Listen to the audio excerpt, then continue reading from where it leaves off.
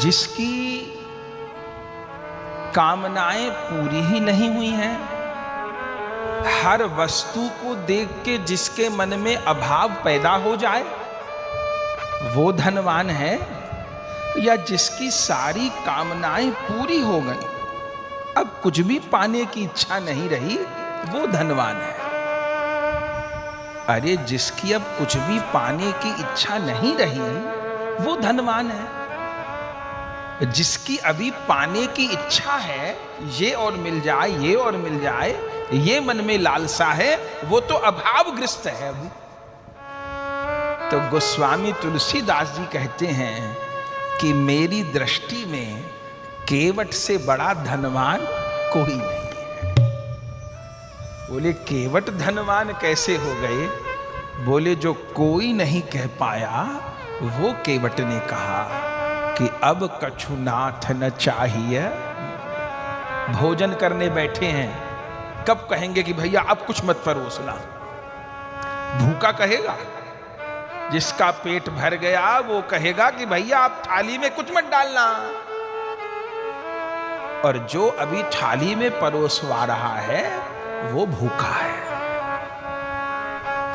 केवट ने किसी सामान्य व्यक्ति को यह बात नहीं कही, प्रभु को कही, उस सर्वनियंता को कही। महाप्रभु जी यही बात समझा रहे हैं कि कभी भी जीव की जड़ संसारिक उपलब्धियों से तृप्ति होगी ही नहीं। तृप्ति कब होगी? चूंकि ये जीव आनंद में प्रभु का अंश है, जब तक वह सच्चिदानंद श्यामा श्याम प्राप्त नहीं होंगे, तब तक इस जीव को तृप्ति नहीं हो। कोई ना कोई अभाव, कोई ना कोई ताप, कोई ना कोई उलझन मन को खाती ही रहेगी। और गुरु नानक देव जी तो और एक बड़ी बात बोल दिए। बोले जिनको हम कहते हैं छोटे लोग, उनको तो अभाव कम खाते हैं। गुरु नानक देव जी तो कहे बड़े बड़े जे दीसत लोग, तिनको व्यापे चिंता रोग। जो जितना बड़ा आदमी दिखाई दे रहा है उसको उतनी बड़ी चिंता लगी हुई है, उसको कौन पूछे? तो जीव का स्वरूप है कि वो कृष्णदास है। तब रूप सनातन जी ने पूछा था, तो इस जीव को उन श्री कृष्ण चरण की प्राप्ति कैसे होए?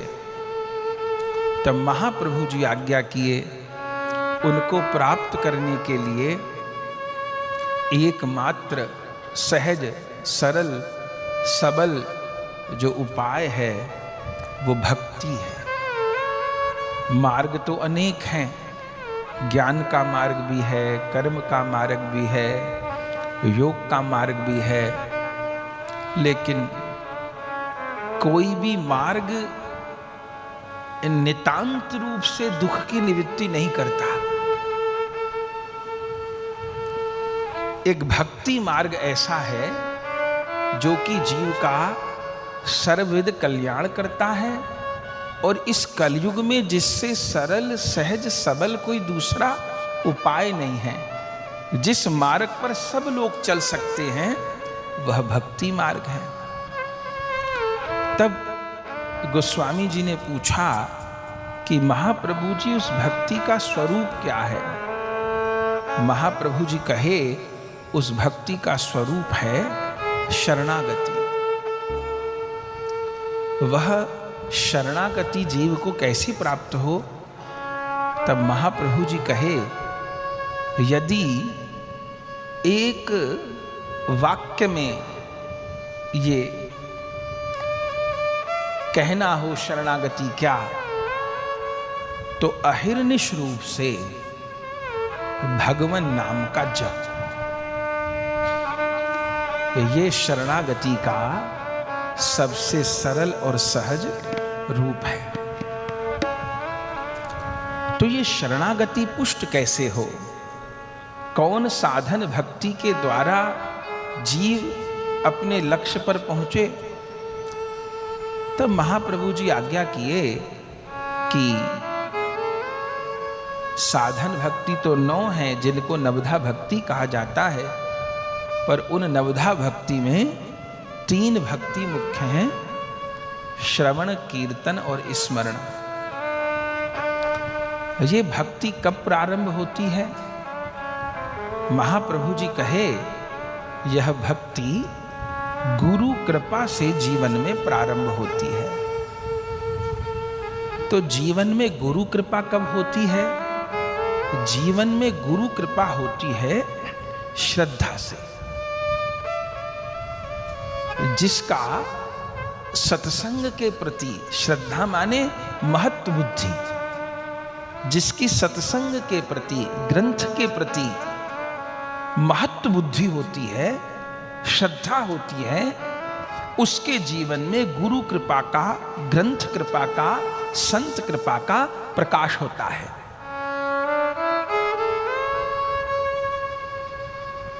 फिर वह साधक गुरु पादाश्रय ग्रहण करता है।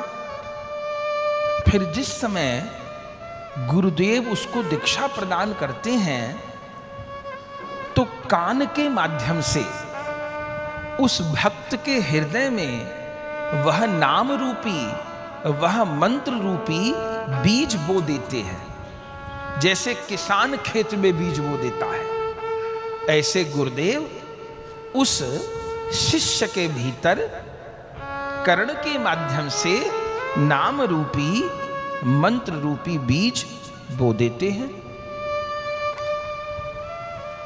और जब वह अंतःकरण में बीज बो दिया जाता है, तब फिर श्रवण और कीर्तन भक्ति के द्वारा उस बीज को सींचना होता है। जैसे किसान ने खेत में बीज बो भी दिया, अब बोने के बाद में उसको सिंचाई भी चाहिए। ऐसा नहीं कि बीज बोने के बाद मुंह उठा के देखा ही नहीं खेत की तरफ कभी, तब तो बीज पनपेगा ही नहीं कभी। तो गुरुदेव कान के माध्यम से हृदय में बीज का रोपण किए और फिर उस शिष्य ने श्रवण और कीर्तन भक्ति के द्वारा उस बीज को सींचा। बोले फिर क्या हुआ? बोले फिर उस बीज में अंकुर फूटता है और धीरे धीरे वो अंकुर बढ़ता है। एकदम फल नहीं लग जाते। ऐसा नहीं है कि कल आम की गुठली जमीन में बोई थी और आदमी अगले दिन जाके देखने लग जाए कि कितने आम आ गए। ऐसा कोई कहता है क्या? अरे भैया, कल बीज बोया है, आज ही फल तोड़ने की तैयारी है। बोले चलो 6 महीने बाद, 6 महीने बाद भी फल नहीं आएंगे, 6 महीने बाद एक पौधा दिखाई देगा।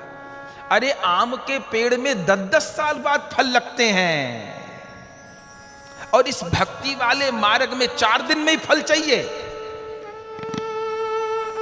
एक पढ़ाई किए बीए बीकॉम की तो कितने साल जिंदगी के दिए हम, 15 साल 20 साल एक बीए एमए की डिग्री पाने के लिए दे दिए।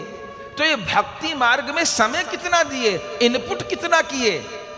आउटपुट की तो चाह है, पर इनपुट कितना किए। तो बीज को गुरुदेव बोते हैं और फिर श्रवण कीर्तन जल से उस बीज का सिंचन होता है, श्रवण कीर्तन स्मरण से, और फिर धीरे धीरे वो बेल बढ़ती है, भक्ति बेल बढ़ती है। और वह बेल बढ़ते बढ़ते बढ़ते बढ़ते इस ब्रह्मांड सतह का छेदन करके जो सर्वोपरि श्री गोलोक विराजमान है, जिस गोलोक में राधा माधव विराजमान हैं, उन राधा माधव के चरण कमल से उस भक्त की वो भक्ति बेल जाके लिपट जाती है और फिर उस पे प्रेम फल लगता है। ये महाप्रभु के वचन है। मीराबाई कहती है, तो श्रवण कीर्तन स्मरण भक्ति से उस भक्ति रूप बीज को सींचे तो बेल पैदा हो, और वो बेली बढ़ते बढ़ते बढ़ते बढ़ते बढ़ते बढ़ते राधा गोविंद रूपी कल्प वृक्ष से लिपट जाएगी और तब उस पे प्रेम फल लगेगा। रूप गोस्वामी जी कहे, महाप्रभु जी तो इसमें सावधानी क्या है? महाप्रभु कहे, सावधानी ये है कि बेल बढ़ रही थी, पौधा पनप रहा था, इतनी देर में कोई हाथी आ गया और उस हाथी ने अपनी सूंड में बेल को लपेटा और उखाड़ फेंका। अरे राम! रूप गोस्वामी जी कहें वो हाथी क्या है? महाप्रभु कहें वैष्णव अपराध ही वो हाथी है, भक्ता अपराध ही वो हाथी है। भक्त अपराध, नामा अपराध, सेवा अपराध, इन अपराधों से बचकर भजन किया जाए। बहुत अधिक समय हो गया नाम जप करते, साधन करते करते, और फिर भी मन को लग रहा है कि कोई भी उपलब्धि नहीं हो रही, तो साधक को अपने आप को जांचना होगा कि मेरे द्वारा कहीं प्रचुर मात्रा में अपराध न हो रहे। यदि भजन करते हुए भक्तापराध, नामा अपराध और सेवा अपराध प्रचुर मात्रा में होते रहेंगे तो क्या होगा? तो ये होगा कि कहावत है कि अंधी पीसती जाए और कुतिया खाती जाए। एक अंधी बुढ़िया आटा पीस रही थी, पूरी रात उसने चक्की चलाई और दिखता तो था नहीं।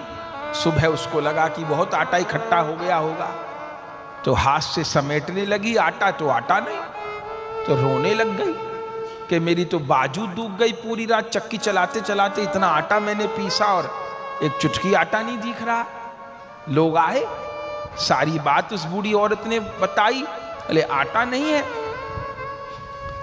लोगों ने कहा, अम्मा वो जो तूने बगल में कुतिया बांध रखी थी उसे तो खोल दिया होता, भगा दिया होता।